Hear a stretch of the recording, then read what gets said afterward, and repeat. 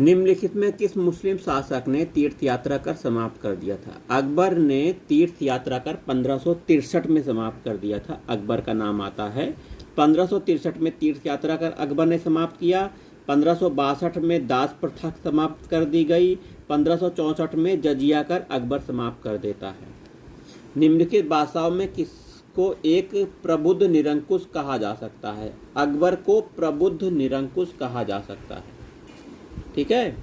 निम्नलिखित में से किसने यह आज्ञा दी थी कि आदमी को एक ही स्त्री से विवाह करना चाहिए, वह तभी दूसरा विवाह कर सकता जब उसकी पहली पत्नी बंध्या हो, बांझ हो? तो यह अकबर ने कहा था। यह कथन याद रखिएगा। अगला प्रश्न है, अकबर के शासनकाल में पुनर्गठित केंद्रीय प्रशासन तंत्र के अंतर्गत सैनिक विभाग का प्रमुख मीर बख्शी होता था। याद रखिएगा।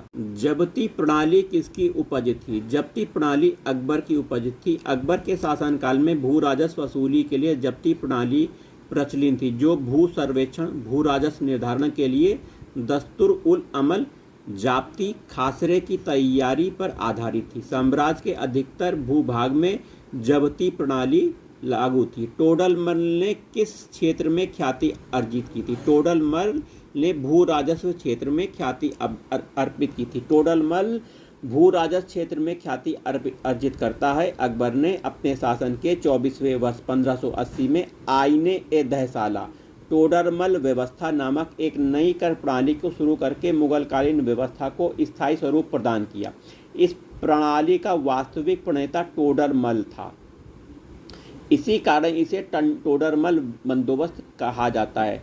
उस समय टोडरमल अर्थ मंत्री था। उसका मुख्य सहायक ख्वाजा शाह मंसूर था। इस प्रणाली के अंतर्गत अलग अलग फसलों के पिछले 10 वर्षों के उत्पादन और उसी समय के उनके प्रचलित मूल्य का औसत निकालकर उस औसत का 1/3 हिस्सा राजस्व के रूप में वसूल किया जाता था।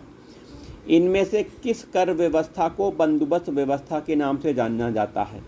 आइन ए दहसाला व्यवस्था, जिसे टोडरमल व्यवस्था कहते हैं, दहसाला व्यवस्था।